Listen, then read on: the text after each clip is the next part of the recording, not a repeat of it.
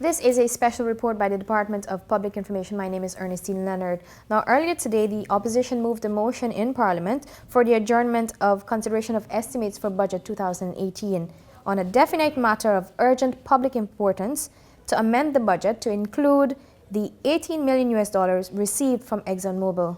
The motion was later disallowed by the Speaker at the convening of the 82nd sitting of Parliament. Following the Speaker's decision, the opposition held a press conference. Here with us today is Minister of Foreign Affairs, the Honorable Carl Greenidge. Minister Greenidge, thank you for joining us. Thank you, Ernestine. The opposition is claiming that government is not telling the same story on the $18 million signing bonus from ExxonMobil. Is this true? No, it is not true, but of course it's a more exciting story for the opposition to tell, having found that there is no other story in town.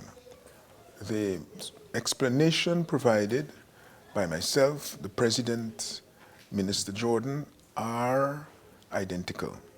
Of course, people don't use the same words. Basically, the story is this. As I explained yesterday, the Cabinet considered a proposal to negotiate an agreement with Exxon, and having considered it, they approved it, and that was the end of the first phase. They approved it and approved the receipt of the funds. That is very clear. It said very clearly that in my note, and the President didn't say otherwise. If the newspapers, some of them, had paid careful enough attention, and I'm assuming that they're well-intentioned, they would have noticed that in the presentation there is a distinction drawn between the inflow of funds. Okay, when foreign exchange comes to Guyana, to the government, it is directed to the central bank. The Cabinet normally would not discuss, is it going to the bank, is it going to account 1, 2, 3, deposit of the bank. The average Cabinet minister has not a clue as to those arrangements, although many of them, for example, monitor accounts or they have overall responsibility for accounts like the IDB account or the Norwegian accounts or external accounts which bring foreign exchange into Guyana. Because the foreign exchange comes, it comes to the Bank of Guyana, and when the Ministry of Finance, in keeping with the arrangements that they may have with the external agency, gives direction, then the monies are converted into Guyana dollars and deposited in wherever. Usually it's the consolidated fund. Mr. Jagdeo and company and some of the newspapers yesterday suggested that a different explanation was given. What I'm saying is that first phase, the inflow of funds, Cabinet doesn't discuss. You receive the funds, that's what they know. The use of the funds, however, was a different matter. And what I said was that what I said as regards the use of the funds, the approval of the use of the funds was subject to a recommendation from myself to the President, in which I said, look, don't use these funds, don't put them where you would normally store funds, because when Foreign Affairs needs them for this very important national issue, we want to be able to have them in a hurry. Now, that was not a discussion which involved everyone. It didn't need to involve everyone. And so what I'm saying is that everybody was not involved. The President said that the whole Cabinet was not involved. That is to do with the use of the funds, the use of the funds to pay the lawyers. As regards the inflow of funds, if the Cabinet member, any Cabinet member who is not aware that the agreement was signed and approved by Cabinet, was either not at Cabinet, or when they looked at the Cabinet minutes, they didn't look at all the records. That aspect, I don't think anybody has to explain on behalf of Cabinet members. That's their own doing. And Cabinet members would not normally have any argument or discussion over how funds are stored, how they're brought to book. That's a finance matter, and it's something that we need to be clear on. So there's no separate or different set of explanations. So explain to me, Minister, is it that all funds are to be placed in the consolidated fund, or that's not so? No, it is not so, notwithstanding all the expert commentaries on this matter. And before we get too far in on that question, let me just remind you that under Mr. Jagdeo, and prior to Mr. Jagdeo, the PPP legal experts argued, and I'm speaking here of Chief Justice Ramson, that the Guyana Lottery Fund, okay, into which monies were being paid. I believe in '96 he was, 2010, he ventured an opinion. I'm not exactly sure the year, ventured an opinion to the effect that all funds received do not have to go to the consolidated fund. Mr. Desmond Trotman of the AFC challenged the government for not depositing the Lotto funds, as they are called, into the consolidated fund, and this matter went to Chief Justice Insinali, Diane Insinali, not Chief Justice, Judge Justice Insinali. And I believed on December the 22nd, 2012, so almost 5 years ago, she ruled that the motion to require the monies to be deposited in the consolidated fund were misconceived. Okay? I just want that to be clear before we get to the details. These are two of the most senior legal luminaries in the framework of previous PPP governments ruled that way, and clearly the Attorney General agreed because he fought and defended the case. Now, the point is this. When monies come into Guyana from a foreign agency, the foreign agency can decide on how the monies are to be handled. So I speak about the IDB because it's a major donor, but it could be for the European Union, for example, who is our major donor in soft funds. They will require very often, either by virtue of how you've joined the entity or in the specific loan or grant agreement, how the monies are to be brought to book. So monies are sent to Guyana, they come and they may require that they be held in separate accounts, deposit accounts or other accounts at the central bank. That is because when they are ready to audit the accounts at the end of the year, they don't want to find all the accounts going to one bundle, and the government spends $50 million, and they're not sure whether the $50 million that are being spent are the monies or the 12 million that they gave us, or whether the 6 million that is left is the 6 million that they gave us and we've spent another 6 when they didn't authorize it. Do you understand what I'm saying? So they require that their accounts be kept separate.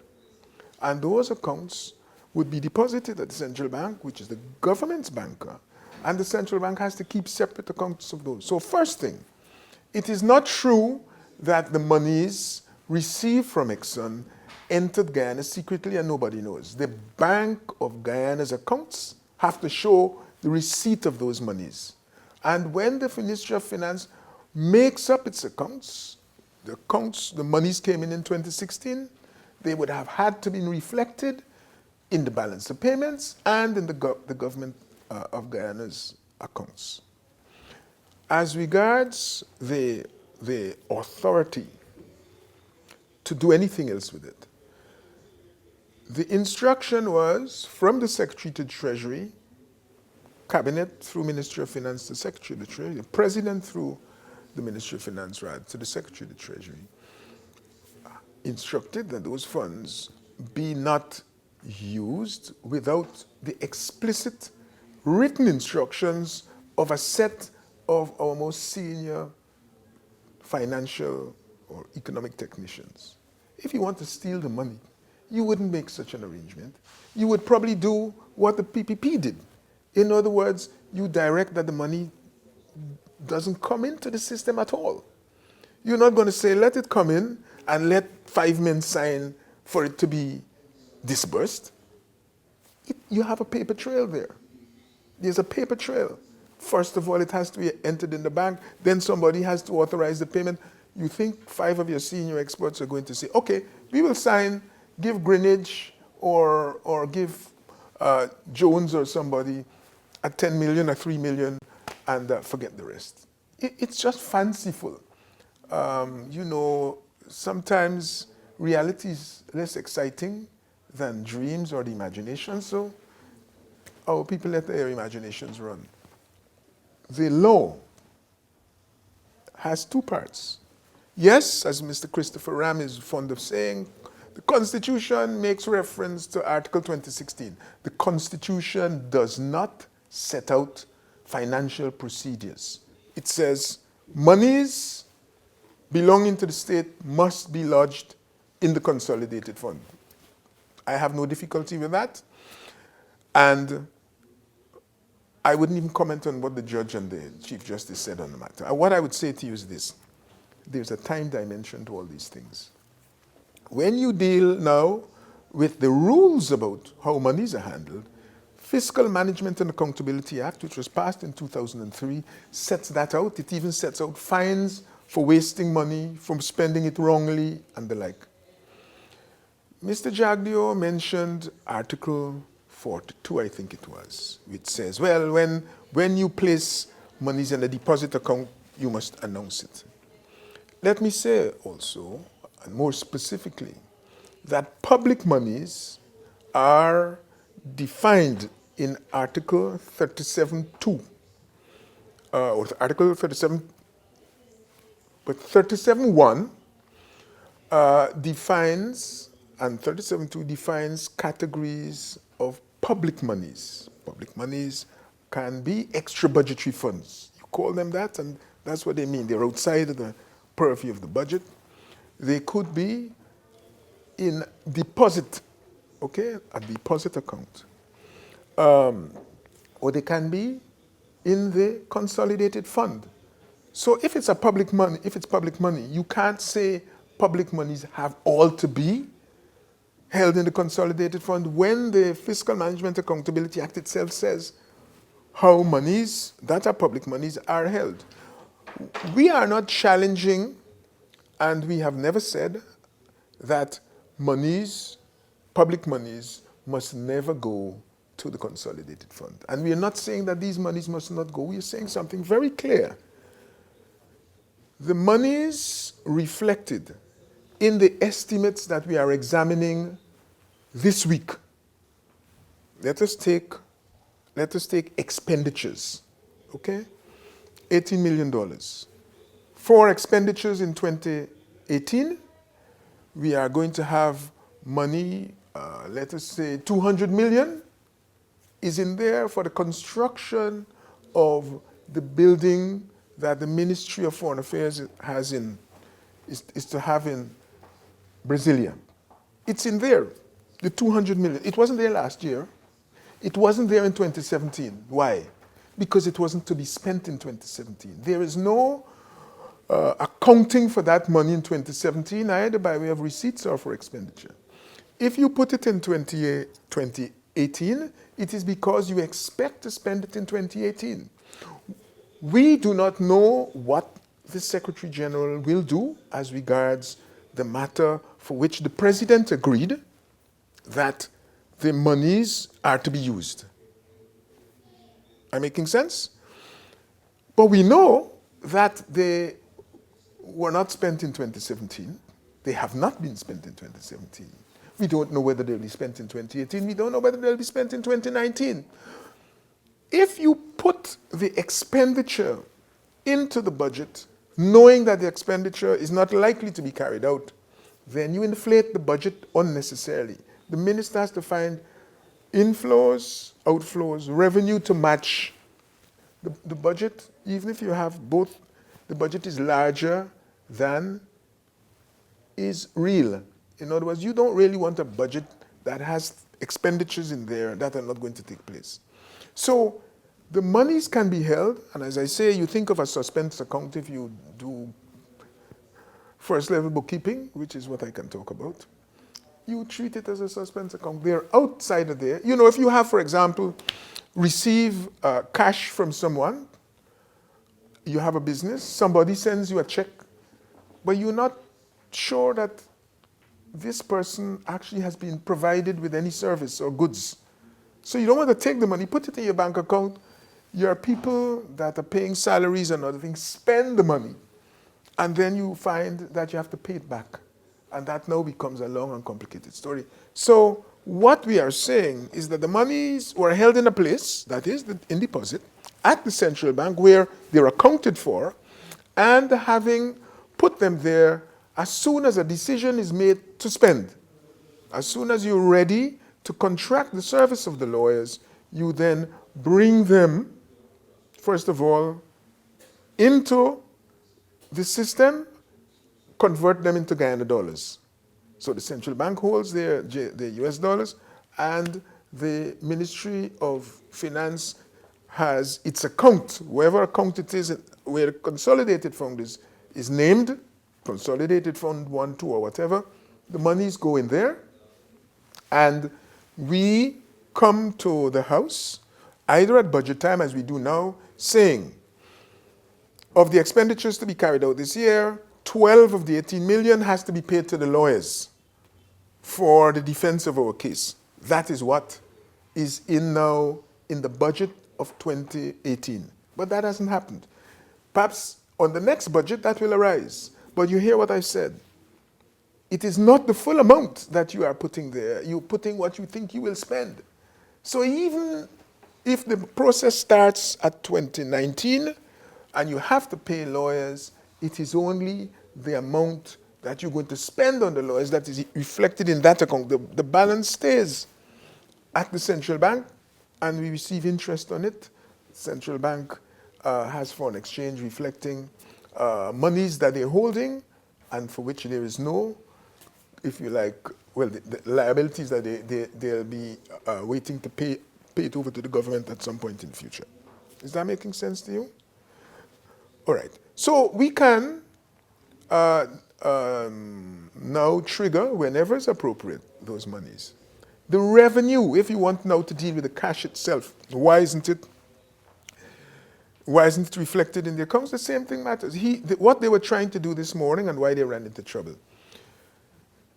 The only person who is authorized to add to those estimates is the Minister of Finance in terms of if expenditures are to be more than is requested, he has to amend the estimates. He says he doesn't have more estimates, more expenses than are reflected in the estimates. He doesn't have more expenditure than is reflected. As regards revenues, the revenues are not to be reflected there, and the PPP cannot increase revenues. They can't raise revenues. It's not the function of the opposition. It is the function of a minister only of the executive. So this was a misconceived motion to the speaker. That's one of the elements. That's a financial element. He, of course, had another aspect to look at, whether this was an urgent matter. And he's answered that, so I wouldn't address that. So what I'm saying is this. The processes regarding the funds have not been exhausted.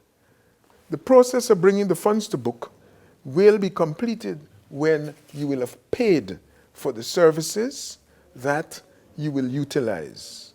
And that it's not anticipated now that you'll be paying for them now. As regards the PPP itself, apart from the fact that they did fight another case in court, which they find it convenient to ignore, the PPP is trying to explain that they did not have to bring the money paid by CGX for lawyer services in the case of the UNCLOS, UN Law of the Sea Convention, or Convention of the Law of the Sea, which took place between 2000 and 2007. A decision on that was given in 2007. They claimed that, well, they didn't have to bring it to book at all. There was no foreign exchange entered. I noticed also that the Auditor General had nothing to say on the matter. He's got a lot to say on this one. He never had anything to say then. The monies were paid by the company directly to the lawyers. No, I don't know. I don't know whether the government itself can account for an arrangement, for that arrangement, because you can't tell. You now have to go find out from CGX, did the government ask that anybody else be paid other than the lawyers? Do you understand what I'm saying? If you exist in a sphere where everything is suspicious, those questions can also be asked. Why did the government not require CGX to pay the money over to the central bank? We needed the foreign exchange. And then bring it to book by showing in the estimates a service was required of the lawyers were paid, and it is there for our records and for posterity. I noticed that none of the people making all the criticisms about the Exxon resources say anything about this, but the PPP bypassed the system entirely, and without that record, we don't know who got the money. We have to depend upon Mr. Jagdeo and company. So if you're telling me, as he's now discovered, that all revenues must go to the consolidated fund, let me just explain something. The defense of Guyana's borders is the responsibility of the government of Guyana. It's not the responsibility of CGX. The first line of defense, if I might say so, in relation to the defense of Guyana's borders and frontiers is the Ministry of Foreign Affairs.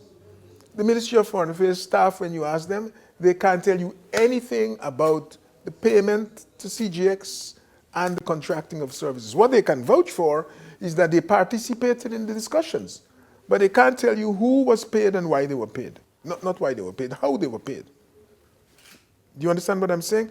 So we are being told lack of transparency in 2017, but there's silence on the complete absence of transparency in 2000 to 2007. When the government finds it necessary to defend the boundaries, it is inconceivable, it is laughable that you could say, well, this is really not the government's business, it's CGX's business. Can that be right? Can it be CGX's business to defend Guyana? No. The court case would have named CGX, and CGX have an interest, but it's not CGX, is not the substantive or whatever the lawyers call it,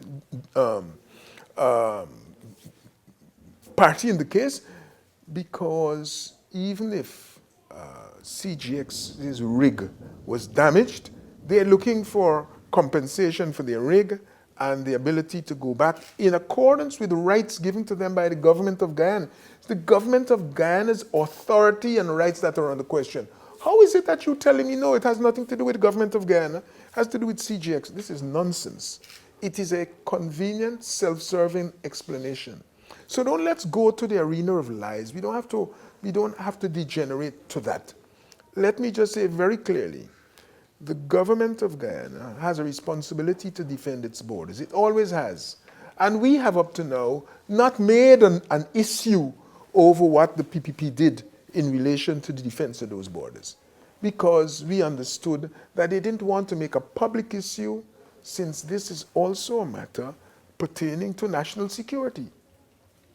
You know, you can ask a company to go and pay, and the company finds itself under international pressure. It is sued by another country or another company.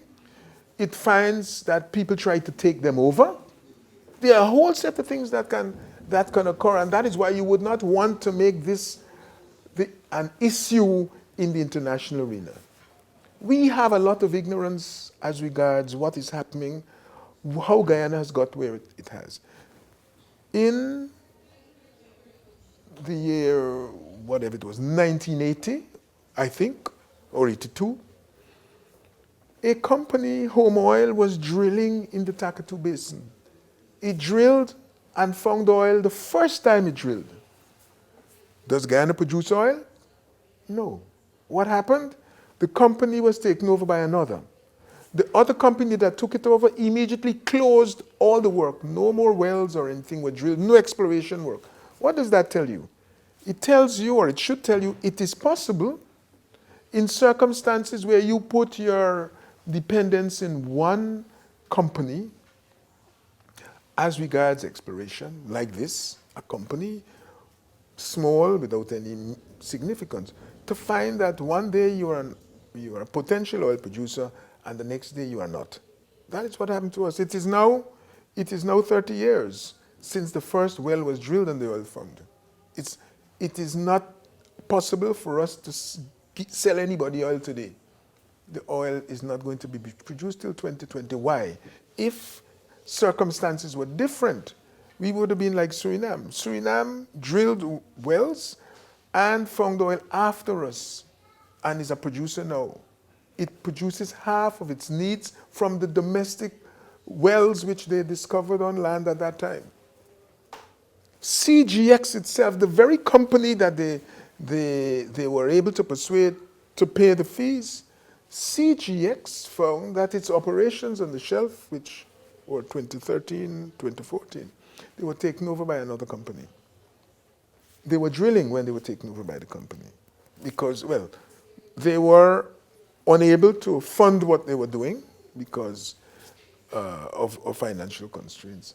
But up to today, the larger company that they are linked to has not drilled another well. Up to now, the company, doesn't that say anything? It doesn't say anything to anybody. All these people, they don't like to be called rude names, but some of them are happy to call other people rude names, whether it is potential thieves or liars or whatever. They forget all of this. They forget all of this. We are today without oil. In 51 years since independence, when there were a whole set of companies sitting offshore, sitting onshore, all of them left. And why did they leave? Because of the threat of our neighbor. The neighbor doesn't like us to say this, but it is a fact. It is a fact. That's the difference between Guyana and Suriname. It is the difference between Guyana and Brazil. And it is why you will find a whole host of companies, including Exxon in Suriname, hundreds of companies in Brazil, including Exxon.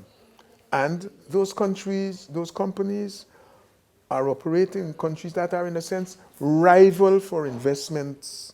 The same investments that they have, we could use.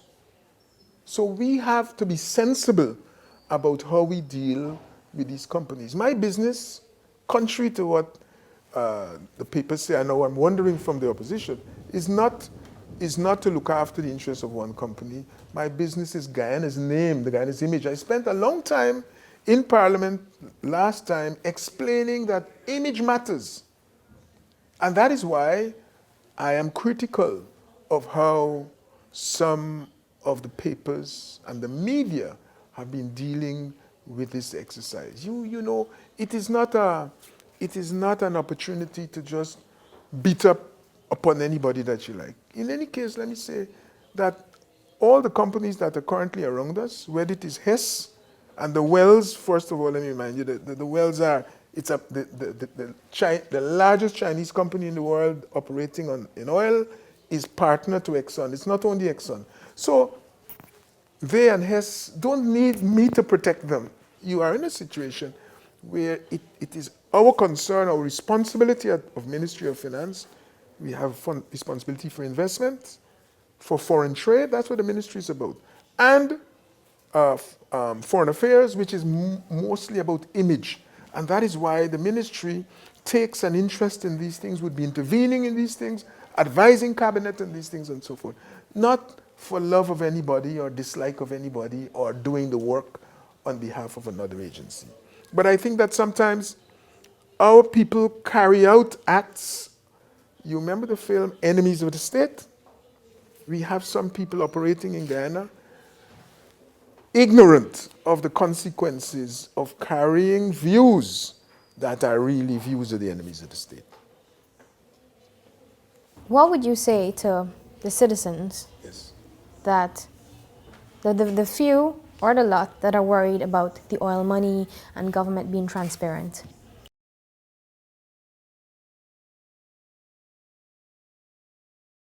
Listen, transparency is important, and in opposition, and when I was in government previously, I believe that transparency is important.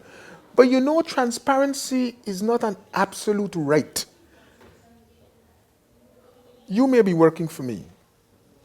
It is like the story with the honorary consul, for example. People say to me, and one newspaper started off, look, this honorary consul employs people, his family. And we looked at it and we've said to the public, yes. But if you don't understand the specifics of the system, now you may be tempted to go where you shouldn't be going. A private company is providing a service. You have a right to know the name of all the employees. You have a right to know the names, the age, the social behavior of all the employees of the company. These are not public servants. So I'm saying that transparency is conditional. It depends on the circumstances. And let me say something to you. If you negotiate a contract with Exxon, which is a very favorable contract, and you've negotiated a contract with Exxon, Hess, and CNOOC. This is what I've said. It's 3 companies anyway, not 1. Supposing that is a very generous contract, and you say, well, I've given them those generous terms because I wanted oil production to start. Nobody was coming. Nobody came in 51 years. So I needed something to get them to come and to start. Because Anadarko came here, their vessel was seized, and they never come back. Anadarko, an American company, large American, never came back. So supposing the agreement that the PPP fashioned from before was a specially generous agreement. You now tell me I must distribute that agreement to everybody. What does that mean? Nobody who comes to negotiate another agreement, especially when oil is not flowing, is going to accept a less favorable agreement than that. The details, if you give a person one well, for example, the details of that well is made public. Is it conceivable that that will be unhelpful to Guyana? Is it conceivable that knowledge of the coordinates can help another hostile agency? How do you think that this CGX rig was found? I am telling you, it is Guyanese access to Guyanese information that enabled our neighbor's military to find and seize the rig. Where you have national security issues, it is foolish to suggest and to believe that transparency is an absolute right. Transparency isn't a right. It has to be consistent with your own interests. And all of the people that speak about transparency, none of them has responsibility for things that involve security. So they're at liberty to say anything that they want. If property, do I have a right to know all the details of the defense arrangements you have? Do I have such a right? If I don't have such a right in a private case, do you have any idea why it might be unwise to have the whole world know all your arrangements? The same thing applies at an even greater intensity in relation to the state. So everything has a place, my dear. Everything has a place. But as they say, there's a time and place for everything. Thank you very much for your time for clarifying the issue. This has been a special report. The Honorable Carl Greenidge, Minister of Foreign Affairs. I'm your host, Ernestine Leonard.